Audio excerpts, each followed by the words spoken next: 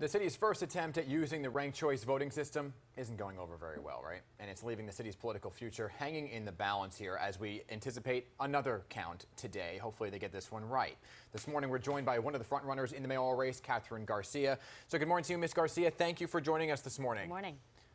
Thank you for having me. So, Ms. Garcia, let me first get your reaction to what came out last night from the Board of Elections after this mishap with the counting. They said, quote, "It's been determined that ballot images were not cleared from the election management system. We apologize. We're taking immediate measures for a more accurate count." Your reaction to what exactly unfolded here? You know, I wish I was more surprised that the Board of Elections was struggling to get this right. But to be quite honest, after what we've seen over the last year or so, I'm not. This is an organization that really needs a full revamp. It needs to be professionalized. When you say it needs a revamp, just to be clear here, a lot of people are saying every single time we have an election, there's jammed machines. Last time the machines were too humid. What can be done to get the Board of Elections in order? And now it's going to cause people to mistrust the count when it comes out. We have to have a transparent counting of the vote and to make sure that every vote's counted, not just the ones that were in person, but also the absentee ballots. And when I talk about a revamp, it's making sure that the people who are in charge of this are really held accountable for making it easy to vote when you go in for election day, but also that the count is completely transparent so that it is trusted. I mean, that is the core of our democracy. Absolutely. It's the foundation here. So let's get to the numbers that we know. The last unofficial count had Eric Adams ahead by 16,000 votes. However, there's still an outstanding, 124,000 absentee ballots, which if you look at the numbers, that makes this anyone's race. So how confident are you that you can still win this? Oh, we have known since the beginning that we did have a path to victory, and it is about ranked choice, but it's also about the absentee ballots. We know that they came from districts that I was winning handily during the in-person vote. But you know, we have to wait and have patience and make sure that everyone's vote gets counted.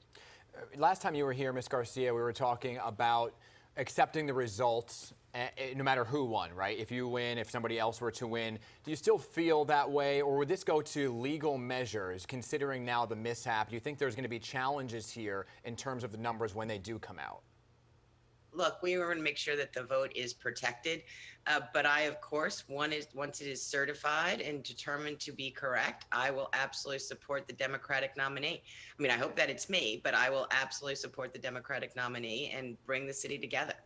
And if you are selected, right, and say go on to win the race, is there room for Eric Adams or Maya Wiley in your administration?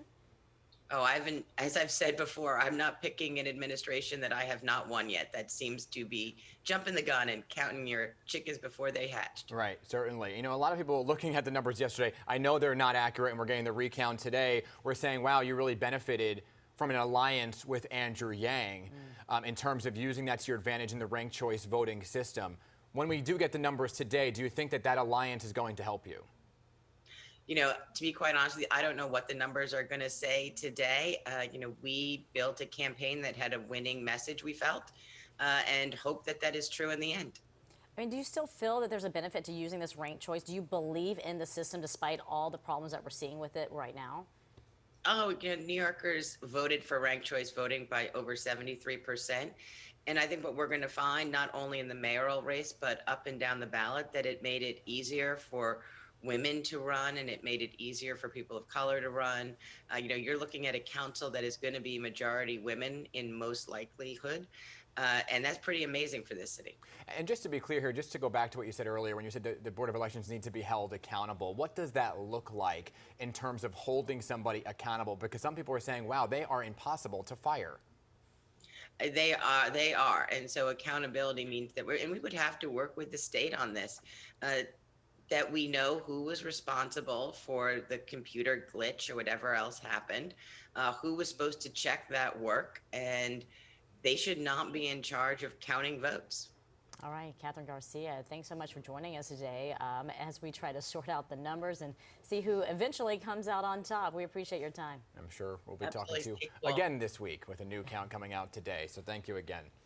All right, PIX11 Morning News also extending an invitation, by the way, to candidate Eric Adams this morning. He declined that invitation, so we did reach out to both of the front runners.